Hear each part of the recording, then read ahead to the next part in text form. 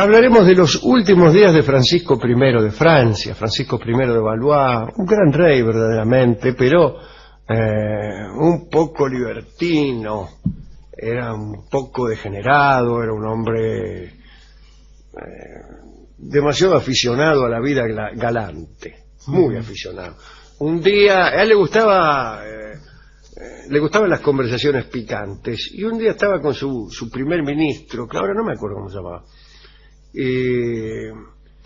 Hablaban de lo que era un verdadero enamorado y lo que era simplemente una conversación interesante, ¿no? ¿Qué es un verdadero enamorado y qué es un lujurioso, un libertino, un hombre que únicamente se interesa por el placer, ¿no? Entonces el primer ministro le pregunta: ¿y cuál es, señor, la distancia que hay entre un verdadero enamorado y un mero libertino? Y Francisco, que estaba sentado, dice: la distancia que hay desde su silla a la mía.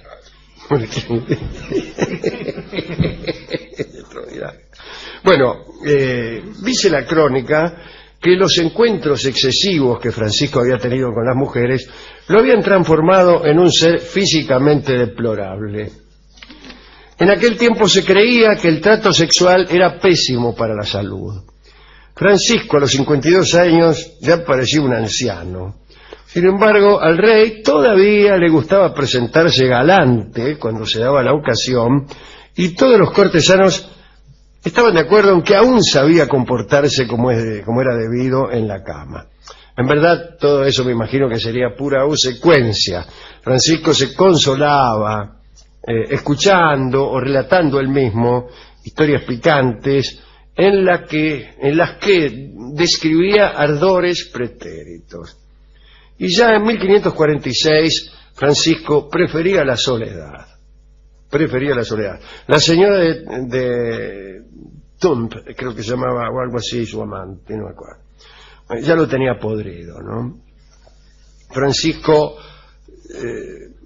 pasaba días en un palacio solitario en Chambord, ajeno a los ríos de París, y aquel lugar le traía buenos recuerdos, porque allí se había convertido en el amante de una muchacha de Blois que tenía 17 años. En aquel lugar, tumba de un amor de la juventud, el rey escribió versos melancólicos, y fue allí donde grabó sobre la pared, con un pedazo de yeso caído, estas palabras: toda mujer varía. Más tarde la frase se convirtió en un dístico, añadiendo: y es loco el que se fía. El último verso provenía de una antigua balada del trovador Marc Ablum. Más tarde la frase la tomó Víctor Hugo, que escribió una tragedia cuyo protagonista era Francisco I. Debido a la censura de la época, no a la censura de Francisco I, a la censura de la época en que escribió esto Víctor Hugo, el escritor debió cambiar el nombre del protagonista, que se convirtió entonces en el duque de Mantua, y así pasó a llamarse el protagonista de la ópera Rigoletto.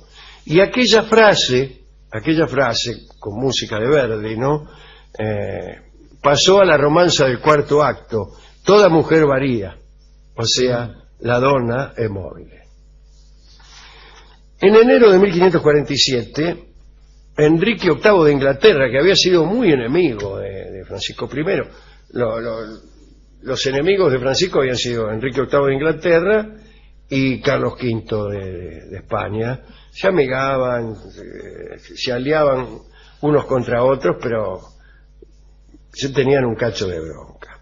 Cuando en enero de 1547 Enrique VIII murió, Francisco se alegró un cacho, pero enseguida se le pasó porque pensó que el finado tenía su misma edad y se asustó. Unos días más tarde, Francisco se agarró un resfrío. Nadie se preocupó y después empezaron unas fiebres tremendas y la corte empezó a murmurar que se trataba de una enfermedad. Se trata de una enfermedad, murmuraba la corte, de una enfermedad incurable, seguía.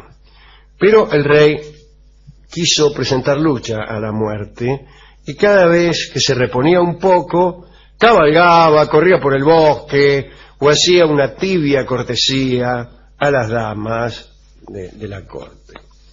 El 12 de marzo de 1547 el rey sufrió nuevas fiebres. El señor Semolí, funcionario de la corte, declaró: el monarca está tan podrido que los médicos desesperan. Ese es el diagnóstico.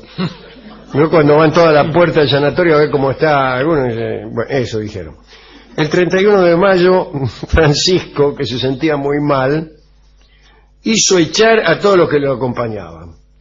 En verdad, no toleraba que los demás observaran su agonía. Y ese mismo día murió. Los doctores abrieron su cuerpo y, según la crónica, hallaron todo deshecho. ¿Qué cosa? Uno de los médicos, refiriéndose a la constitución galante del rey, sugirió que había sido castigado allí mismo por donde había pecado. Un médico dijo eso. Sí. Aparecieron entonces algunas historias. Se comenzó a creer que Francisco había tenido sífilis. Parece, en una de sus últimas aventuras, Francisco buscó a la esposa de un abogado de París, que era muy hermosa, ¿no?, la tipa, y la amó. El marido permitió a su esposa que se acomodase a la voluntad del rey, como no tenía otra alternativa, ¿no?, y fingió estar ocupado en el campo algunos días. Dijo: ve al campo a cachar giles. Sin embargo, después, cuando estaba en el campo, le agarró el ultraje. Se sintió ultrajado.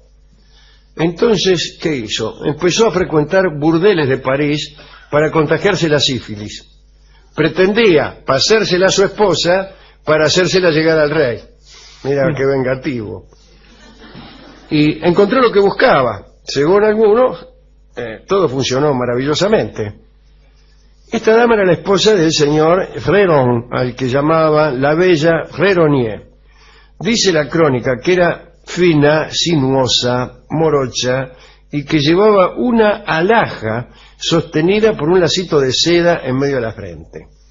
Esta moda que ella misma impuso tiene una historia que se relaciona con su primera entrevista con el rey Francisco, cuando Francisco la llamó a su palacio es mejor, ¿no?, quiso arrastrarla a la cama con cierta precipitación, ¿no? Pero ella se indignó tanto que se le rompió una vena frontal. Del enojo. Del enojo se le rompió la vena sobona. Bueno, de todos modos, una hora después era la amante del rey, y el día siguiente disimuló el moretón de su frente con una joya. Para algunos, sin embargo, no fue ella quien le contagió la sífilis a Francisco. Dice que el rey ya había tomado la precaución de contagiársela mucho tiempo antes. Así que el tipo había trabajado de gusto, el Frérón. Otros dicen que Francisco murió tuberculoso ya De todos modos, la historia del abogado Frérón circuló mucho y otros nobles y plebeyos imitaron la leyenda. Cuando eran ultrajados en su honor, iban a los burdeles a contagiarse algún mal para pasárselo a su rival. Bueno, no sabemos qué pasó, pero uno tiene siempre ese deseo teatral de que una muerte sirva para algo, para vengar el honor de un abogado, para cumplir un deseo, qué sé yo. Uno tiene esa idea, pero en verdad la muerte nunca clausura nada y es un episodio falto de simetría y de gracia. Esta es la historia que queríamos contar de los últimos días de Francisco I de Valois, padre de Enrique II, también de Valois, la dinastía que se clausura con la llegada al trono de Enrique IV de Navarra, el primero de los Borbones. Yo dedicaría esta historia a quién, a ver, y a Verdi, a Víctor Hugo y a Rigoletto. La donna es móvil, pero el hombre también.